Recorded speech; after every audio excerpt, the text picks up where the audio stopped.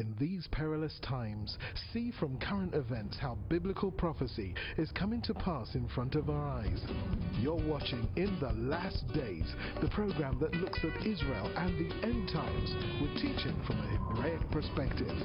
With Martin and Natalie Blackham, thank you to our friends and partners who make this program possible. Now, here's Martin and Natalie.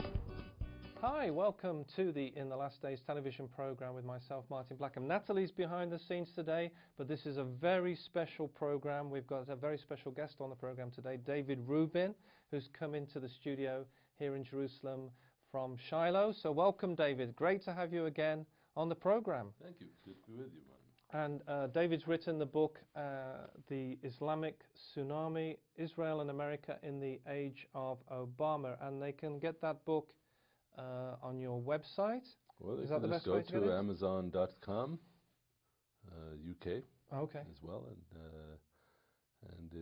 or to my website, which is IslamicTsunami.com. That's the book website. And of course, we also have the other website of the Shiloh Israel Children's Fund, and that website is shilohisraelchildren.org. And my books are available on that website as well. And David came in the studio before and was talking about the terror attack that you were unfortunately that you were involved in the sense of being a victim. And now you are doing speaking tours. So the first thing we want to speak about actually is what's happening in Gaza. I think that would be a good place to start off with. A lot of the media is portraying this as a missile fight, really, between Israel and Gaza. Well, if you look at what's going on at the moment that we're speaking, it is a missile fight that's going on between Israel and the Hamas terrorist organization in Gaza. That is the current situation. But you have to put it into the right perspective and understand the background, which is that for the past 8 years, since Israel withdrew from Gaza, and you may recall that we withdrew from Gaza for the purpose, and the stated purpose, of creating peace, thinking that if we withdraw from Gaza, then there will be peace. And then they won't have any reason to hate us, they won't have any reason to want to kill us, they certainly won't have any reason to fire missiles at us. Well, surprise, surprise. Since then, in those 8 years, they have been firing missiles at Israeli cities. And there have been some lulls, there have been some gaps in time when there have been ceasefires and they haven't been shooting. And sometimes they've been shooting more than others. Well, in fact, after the elections, the American elections, when President Obama was reelected, the frequency of those missile attacks greatly increased. And it came to a point where Israel just needed to do something about it. There's a limit to how much you can have missiles fired at your cities, and you're just going to sit back and show restraint and complain to people about it. So that's what's happened. Israel has started responding in kind. And because we're responding in kind, and because we called up the reservists, and we have tens of thousands of reservists that have gone to the front down at the entrance to the Gaza region. Because of that, the world is a bit upset. They're sending representatives, the foreign ministers from different countries. Clinton's here today. Yes, Secretary of State Hillary Clinton has arrived. The Ban Ki-moon of the UN has arrived. And various foreign secretaries from European countries are arriving as well, to try and convince Israel not to send in the ground troops, because they're afraid that if Israel sends in the ground troops, there'll be an escalation, and we may actually win. And as you know, that would be a problem for many people in the world. They don't want to see Israel win. They're happy to love us and show support for us as long as we're the victims.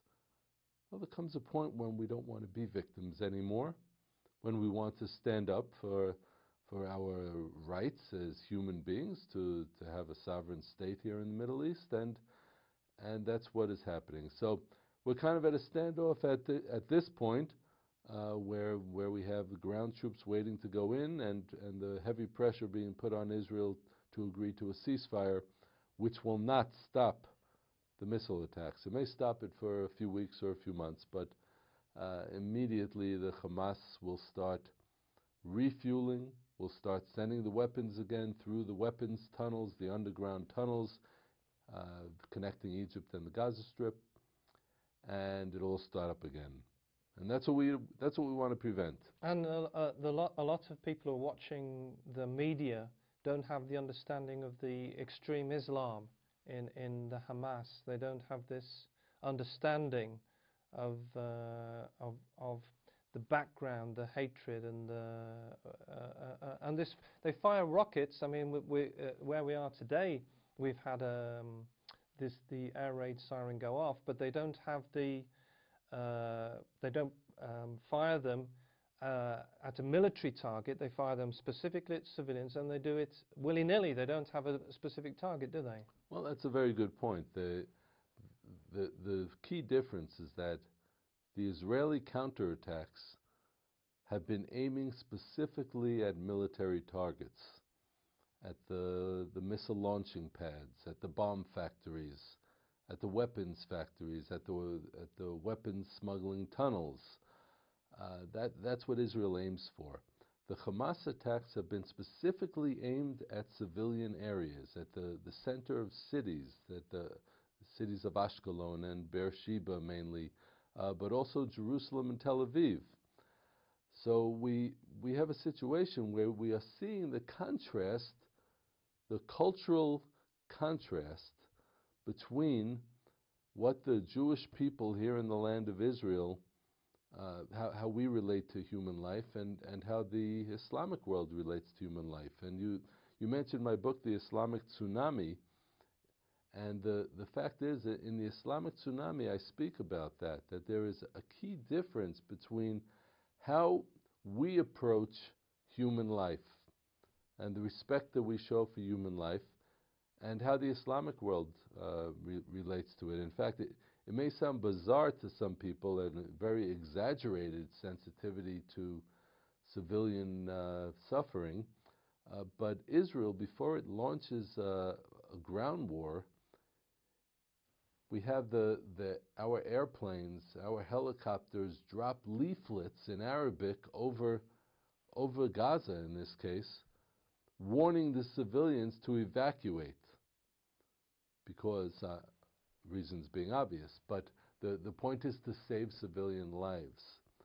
I for one think it's very exaggerated, because by doing so we're forecasting our coming military strikes and thereby putting our soldiers at risk. So I'm not in favor of that, but I'm just mentioning it so your viewers will understand the exaggerated attention that Israel pays to human life. Now, in the book, The Islamic Tsunami, which we're going to be looking at on the program this week, Israel and America in the Age of Obama, you've got, this is amazing, because I was doing some research before the program, David, and you've got this picture of the Statue of, we can maybe get that on camera, you've got the picture of the Statue of Liberty and this flood of seawater coming on, and talking about Obama. Now, I found, and I don't know if this is these pictures are, the first picture, if I can get that on the camera, is a picture of the storm. You had the picture of the Statue of Liberty, and we've got the actual storm Sandy in New York. Now, we don't know, and we must make this clear to the viewers, we don't know if this is a true picture, but it did happen, that this did happen, and this is also one of flooding in Manhattan. I believe it's Lower Manhattan. I'm not. I don't. Maybe you know where this is, which street it is. Well, I don't see a street name, the street sign. But the thing, maybe it's covered by water somewhere. But yes, there was a very serious damage from that hurricane in Lower Isn't Manhattan. it interesting? Did you think about that with the book and with this Sandy and the Well, look, Obama and I don't like to promote myself, so to speak, but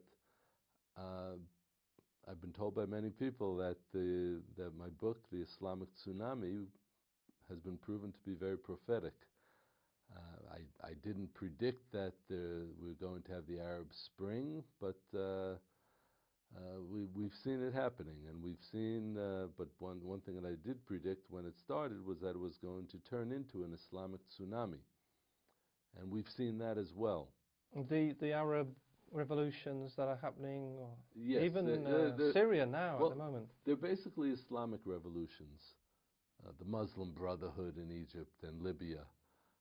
In Syria, they're basically Muslim Brotherhood and Al-Qaeda rebels fighting against the Assad government in Syria.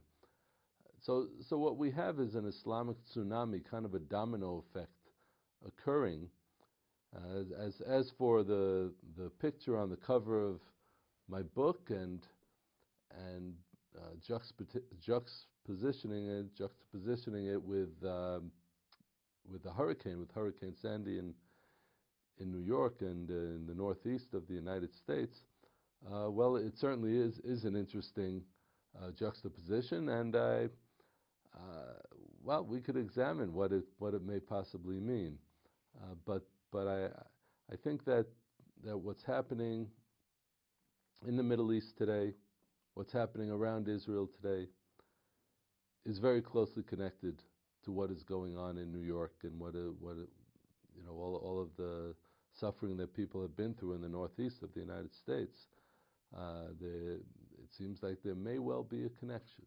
And it's interesting. One of the pictures, and hopefully we can get this on the camera. One of the pictures, or the main pictures, at the end of the Obama re-election and the Romney-Obama fight for the presidential election. One of the main pictures is this, which is New York.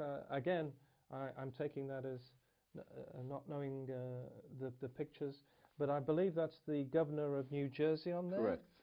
Who's Republican, but because of he's trying to help the people victims of Sandy, he's got the Obama on there. But I just found it very interesting with your book, with New York, with the Obama.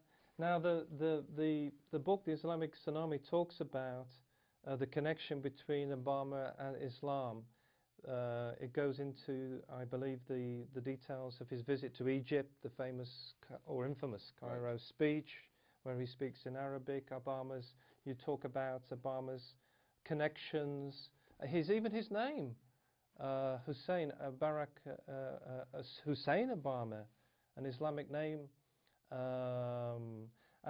What I found very interesting, David, was which again was during the election or should I say re-election campaign, was what happened at Benghazi. There was a terror attack on the consulate, and which is in the news at the moment. It's hot news in America, is this attack on Benghazi. And yet, during the re-election of Obama, it's called a reaction to a video. And it even says that Ambassador Susan Rice is being called to testify because the American ambassador is murdered. It's unbelievable. I mean, if a British ambassador was murdered and staff, that they're blaming it on a video. Well, this is all part of a pattern. I mean, with your questions and comments, you've covered a lot of ground, but there is a connection. So first, let's just examine who President Obama is, and obviously his middle name, his Arabic middle name, is just something that his parents gave him. I'm not going to blame him for that. But it does show a little bit about his background, that he was raised as a Muslim. He was registered in school as a Muslim as a child. And he does have those strong affinities with the Islamic world. I'm not going to get into whether he actually is a closet Muslim. I don't get into those issues. But what I do think is important is where he comes from, what he's been influenced by.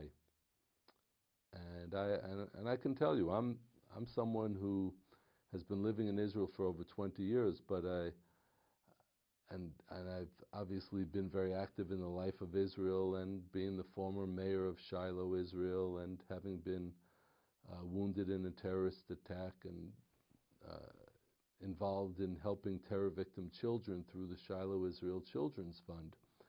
But I also was born in the United States. I was also raised in New York. There is no question that I am influenced by that background. Well, so too with the president. President Obama is influenced by his background, by the Muslim background. And even if he claims that he's a Christian today, and again, there too, I'm not going to get into that issue. But you know, it's not for me, a Jewish man in Israel, to be discussing why President Obama has only gone to church once since being elected president 4 years ago. That's not I'm not going to be the judge of that. That's between him and God, or between him and Allah.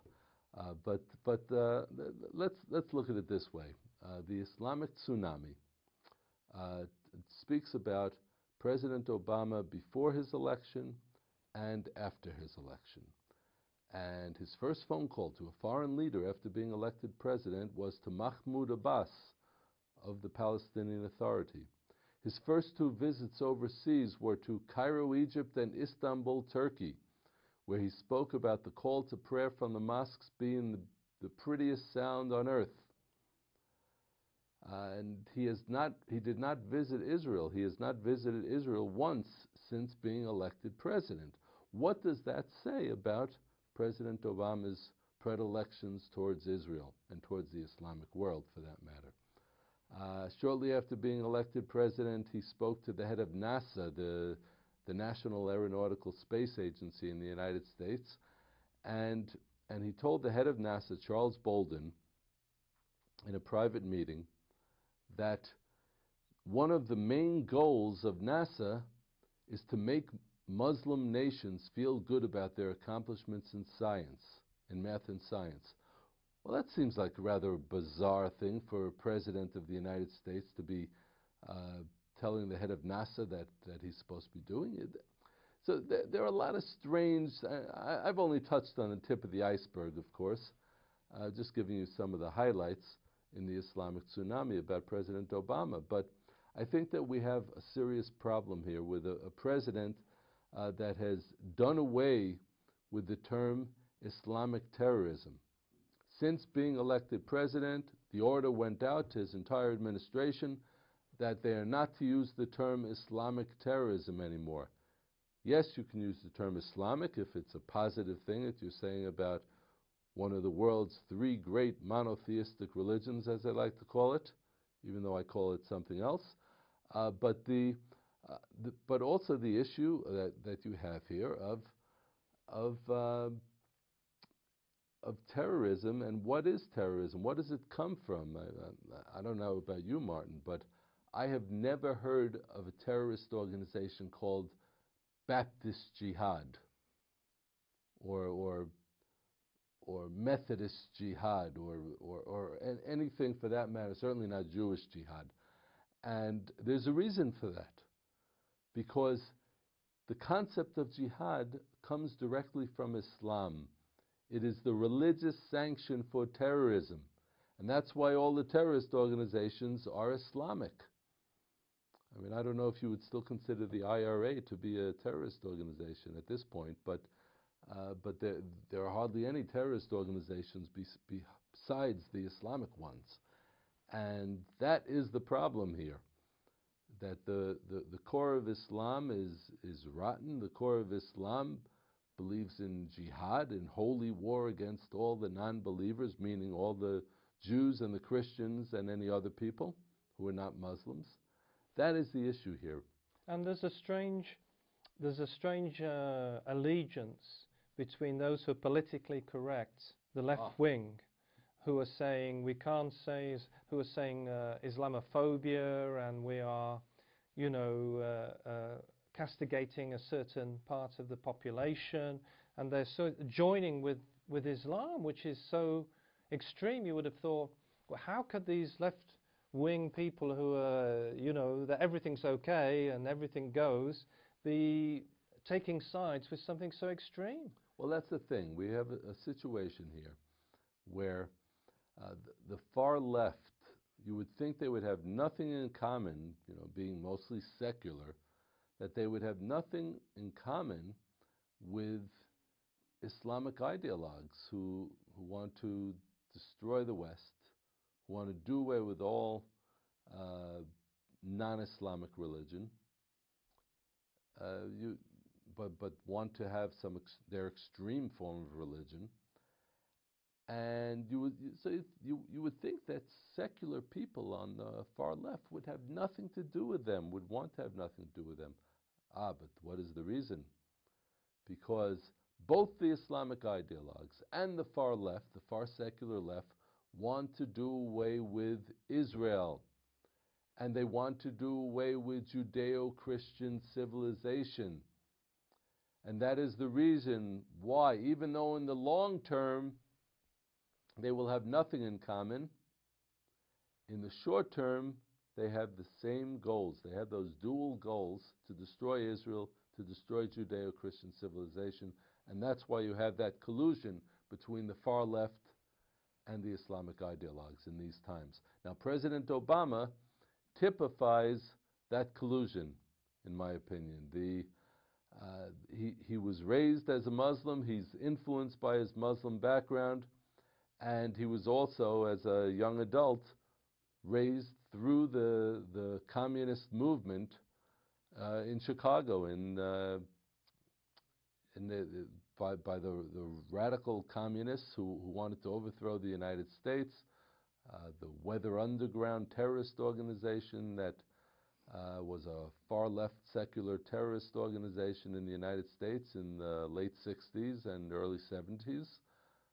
And William Ayers ran that organization. Well, he was in close collusion with Khalid al-Mansour, who was another individual in Chicago, a radical black Muslim, who also wanted to overthrow the United States and to destroy Israel. So those dual goals of destroying Judeo-Christian civilization and destroying Israel are what brings them together.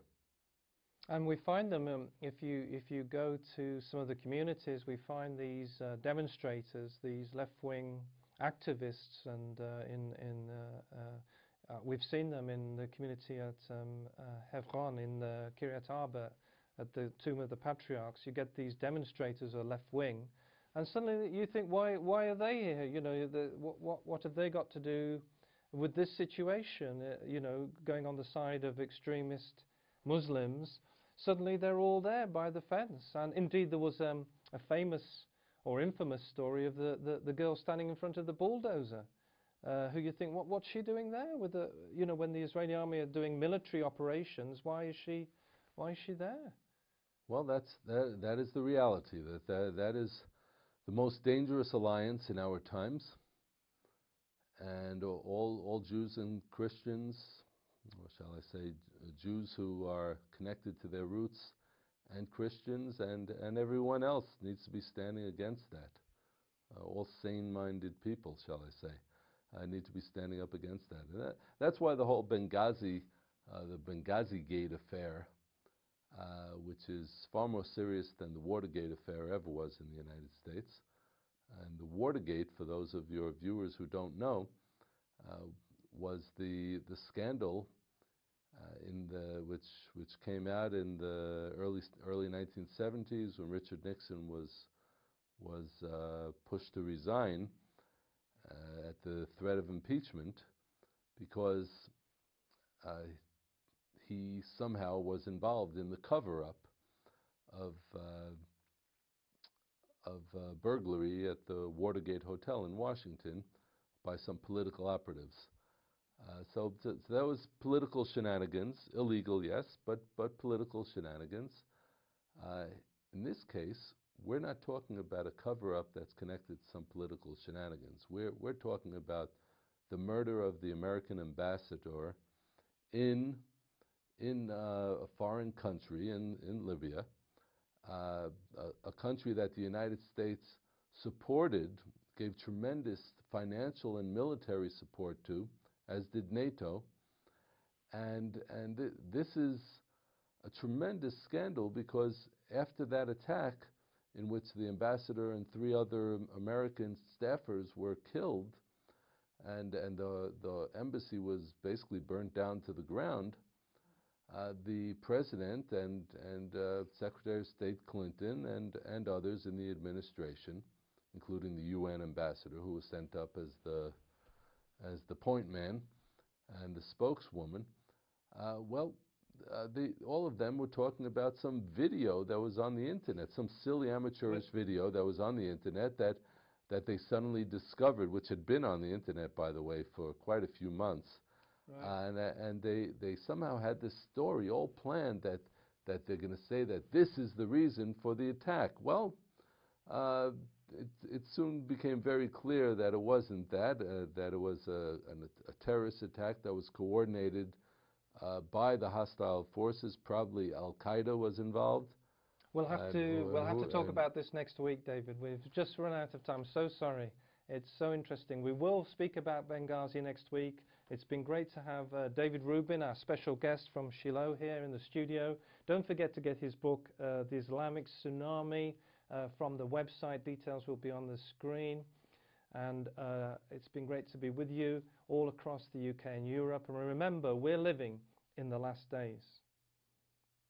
You've been watching In the Last Days, a TV program with Martin and Natalie Blackham, the program that looks at Israel and the end times with teaching from a Hebraic perspective. If you would like to financially support the program or find out about conferences, meetings or ministry products, then please contact us with the details on your screen. Visit our easy-to-use website at www.inthelastdays.com and register for our free e-newsletter. Get the latest news from Israel, product information, online video teaching, or watch today's TV program at a time that's convenient to you. Thank you again, friends and partners, for making this program possible. See you same time, same station for the next program from In the Last Days.